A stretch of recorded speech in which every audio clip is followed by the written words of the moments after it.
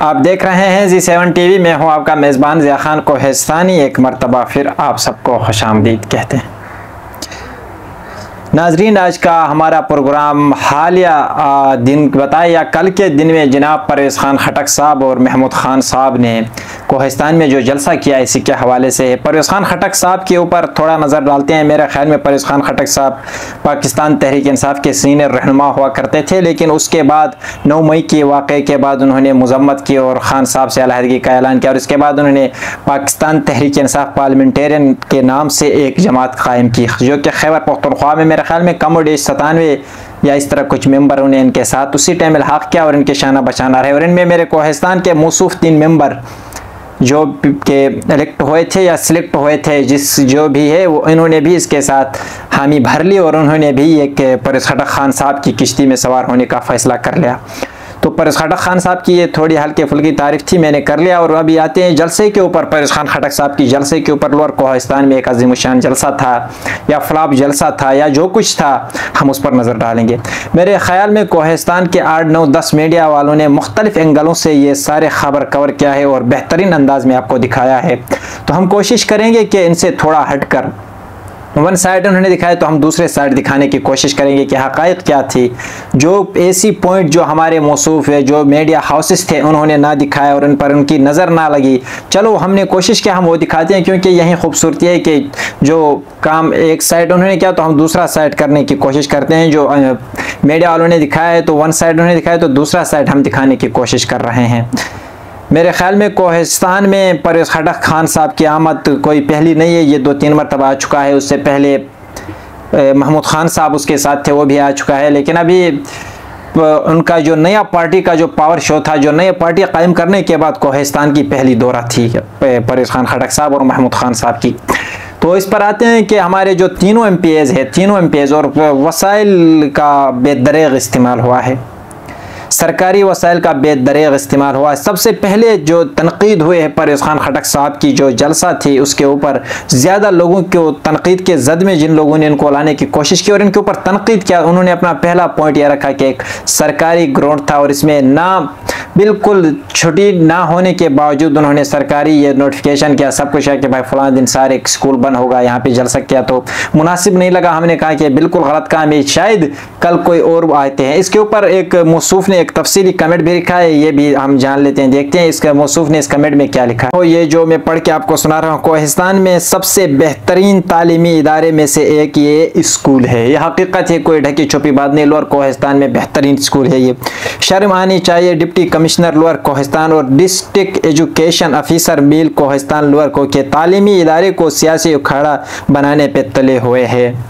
सियासी हकीकत है कि छुट्टी चलो संडे के दिन आपने कर लिया तो कोई इशू नहीं है, लेकिन ये छुट्टी ना होने के दिन उन्होंने प्रोग्राम रखा और उस पर उन्होंने उसको छुट्टियां भी दी कि सारे छुट्टियां हो गया, आज कोई स्कूल नहीं लगेगा, आपकी कोई क्लासेस नहीं होगी, बनाने पे तुले है। अगर आज एक सियासी टोले को इजाज़त दी गई है तो कल कोई दूसरा आ जाएगा इस टोले में, न तो हुकूमत के ज़िम्मेदारान है न तो कोई और ब्यूरोक्रेट्स वगैरह है, फिर भी एडमिनिस्ट्रेशन की मशीनरी के साथ क्यों एक्टिव है, ये वाकई एक सवाल बनता है।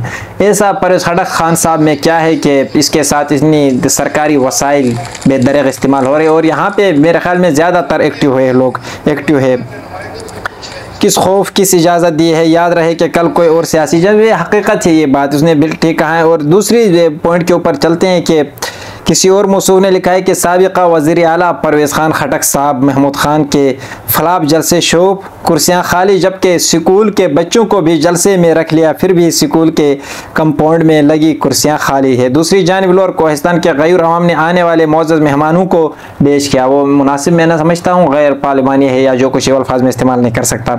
एक और मौसूफ ने लिखा है, बहुत खूबसूरत कमेंट है, मैं वो कमेंट पढ़ता हूँ और इसके बाद चलते हैं उन्हीं के ऊपर जो बातें हैं जो मीडिया साइट्स ने आपको नहीं दिखाया, हम वो दिखाने की कोशिश भी करेंगे। लेकिन ये जो कमेंट्स है वो सबसे पहले मैं आप पढ़ रहा हूँ। और इसके एक और मौसूफ ने लिखा है, बहारुद्दीन खान ने लिखा है, जो लोग कई सालों से खटक को इमरान खान का साथ होने की वजह से यहूदी एजेंट, कैदियानी और नशाई कहते थे, कल के जलसे के लिए पटन के जामिया मस्जिद समेत कई मसाजिदों से खटक और उसके जलसे के फ़िज़ा और इसमें शमूलियत की दावत दी जाती है और ऐसा लगता है कि उनके फितवे मुफाद और सियासत के साथ बदलते रहते हैं। फिर तीनों अजला की एडमिनिस्ट्रेशन, तीनों साबिक़ा MPAs, नाम निहार मलकान और कई लोगों की सर तोड़ कोशिशें करने के बावजूद स्कूल के बच्चों को जमा करके एक छोटी सी नाकाम जलसे की। खटक को अपनी औकात का पता चल गया होगा, क्योंकि जो खान का नहीं वो आवाम का नहीं। जहाँ तक मैं समझता हूँ, इसमें जो पॉइंट की बात उन्होंने लिखी है कि जामिया मस्जिद, बहुत गलत बात है। ये कभी नहीं होना चाहिए कि किसी भी सियासी पे इसको वो करना कि भाई हमारा मेहमान, हाँ हमारा मेहमान है, सियासी है, जो कोहिस्तान में सियासी शऊर आ रहा है। तो कोहिस्तान की आवाम अब गैर हो चुकी है, उनमें भी ये सियासी शऊर है। नज़रियाती कारकुन होने चाहिए। मैं कहता हूँ जो नज़रियाती है, जो भी मेहमान हमारा, हम वेलकम करते हैं, मेहमान है। लेकिन जलसों में शमूलियत करना, मसाजिद के लाउड स्पीकरों से आवाज़ें देना, ये गैर मुनासिब बात है। मैं समझता हूँ, जहाँ तक मैं अपनी बात कर रहा हूँ, ये बिल्कुल गलत है, नहीं होनी चाहिए। और दूसरी बात इनमें उसने कहा है कि तीनों कोहिस्तान के MPAs, चलो MPAs के ऊपर भी आते हैं, लेकिन एक और मौसूफ क्या लिख रहा है, बहुत खूबसूरत कमेंट है, लेकिन और मेरे पास नहीं है तो मैं माजरत ख्वाह हूँ। जाने जो 3-4 कमेंट्स थे, हमने कोशिश की कि वो आपको दिखाने की। काफ़ी तनकीद भी हुई और मेरे ख़्याल में जहाँ तक मैं समझता हूँ कि कोहिस्तान में पहले से PTI हो गया, जो पुरानी पार्टियाँ हैं उनका एक नेटवर्क बना हुआ है, सोशल मीडिया टीम एक बनी हुई है। तो काफ़ी तनकीद भी इनको देखने को मिली लोगों को, क्योंकि यहाँ पर मैं समझता हूँ कि पाकिस्तान तहरीक इंसाफ पार्लियामेंटेरियन जो अभी अभी वजूद में आई है, उसके इस तरह जो एक्टिव टीम नहीं होगी जिस तरह ये है। अब चलते हैं, जो 3 अहम इम्पॉर्टेंट पॉइंट हैं उनके ऊपर चलते हैं कि यहाँ पे जो बनता है सवाल आवाम का भी, और यहाँ के मेहमान जो थे या मेज़बान जो थे उनको सोचना चाहिए। मेज़बानों को मेरे ख्याल में यहाँ पर कोहिस्तान से दीदार खान साहब की क़यादत में रैली आए, कोयला पालस से मुफ्ती साहब की क़यादत में आनी थी, लेकिन बदकिस्मती से पहले जाकर बिशाम में बैठ गया। और जो दुबेर से जो एक साहब की क़यादत में दुबेर से मेरे ख्याल में जो सेक्स यूनियन है उनसे शमूलियत करनी थी, लेकिन मलक औरंगज़ेब साहब ने उसको हैंडल किया और वो बिशाम तक गए। तो यहाँ पे एक सवाल ये बनता है कि क्या आने वाले इलेक्शन में यही मेंबरान अपने एतमाद बहाल करने में कामयाब हो गया आवाम के साथ कि नहीं? ये जिस अंदाज से ये लोग आए थे, मेरे ख्याल में मुश्किल होगा इनके इलेक्शन दोबारा कंटेस्ट करना और जीतना। और दूसरी बात, जो अपर कोहिस्तान से आई थी, बहुत ही बड़ी रैली थी, बहुत ही ज़्यादा गाड़ियों के काफिले में। और जहाँ पर एक बात और मैं बता दूँ, इम्पॉर्टेंट बात, जो मीडिया जिधर का था उन्होंने उसी इलाके को देखो आपने प्रमोट किया कि फलां शख्स ने जलसे को कामयाब करने में अहम किरदार था, क्या फलां शख्स ने इधर क्या। यार किसी ने ये नहीं बताया कि भाई वाकई इनमें से इन लोगों का अहम रोल रहा है। जो मीडिया वाला जिसके साथ था, मेरे ख्याल में उसने उसके पुल बांधना शुरू कर दिया कि भाई फलां उसने बहुत बड़ी काफिला लेके आया, ये क्या वो क्या। ये नहीं होना चाहिए। जिसने कामयाब किया वो सारे आवाम ने देखा है। लेकिन अपर कोहिस्तान से एक बात मैं बता दूं, अपर कोहिस्तान की क़यादत दीदार खान साहब ने करनी थी, साबिक़ MPA है वो, उसने वाकई अपना हक अदा किया। उसने अपर कोहिस्तान की काफिले की क़यादत की। वो जाहिर बात है गाड़ियाँ खाली थी या फुल थी, हल्की गाड़ियाँ खाली भी हमें नजर आए, आप बखूबी देख सकते हैं। लेकिन जो कुछ थी गाड़ियों की बहुत बड़ी तादाद थी और उसने अपना हक अदा किया। और जो रही सेट कोयला पालस की, यहाँ से मुफ्ती ने क़यादत करनी थी, लेकिन मुफ्ती बदकिस्मती से नहीं था। लेकिन यहाँ के जो नंबर मीडिया वाले थे, जो कुछ था, उन्होंने कहा कि भाई उन्होंने अपने अहम किरदार अदा किया। भाई मुफ्ती साहब मौजूद ही नहीं, तो उसने अपना अहम किरदार किस तरह अदा किया? दीदार खान साहब की बात कर सकते हैं आप। मलक औरंगज़ेब साहब तो रास्ते में था, मेरे ख्याल में उसने बिशाम भी जाना था, तो उसने भी जितनी बड़ी काफिला लेके आया मुझे पता नहीं, काफ़ी लोग थे शायद।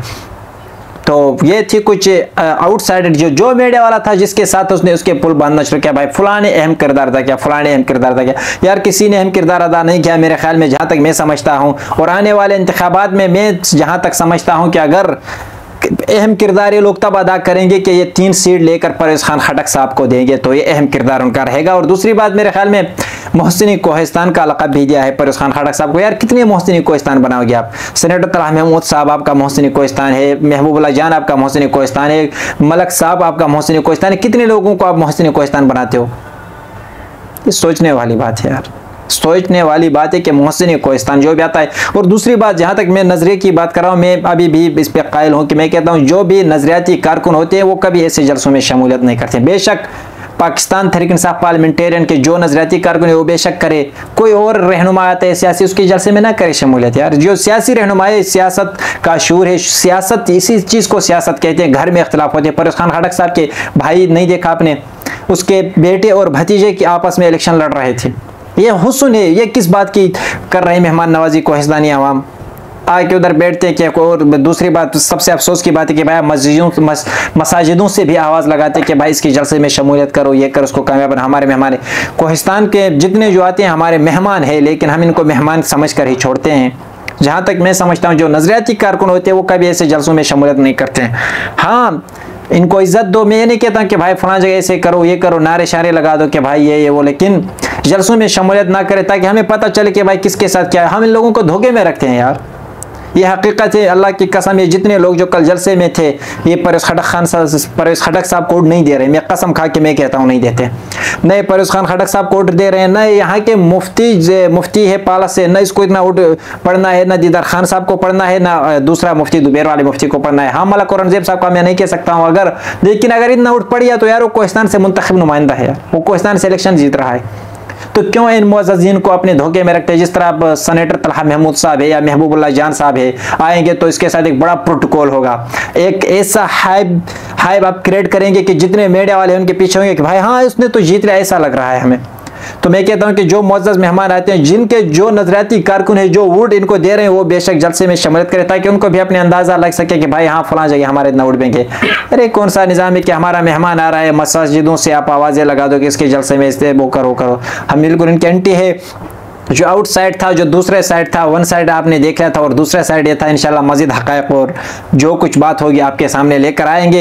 ये हमारी आज की वीडियो अगर आपको पसंद आई है तो हमारी वीडियो को लाइक करना और शेयर करना ना भूलें ताकि हमारी हर नई आने वाली वीडियो बर वक्त आप तक पहुँच सके।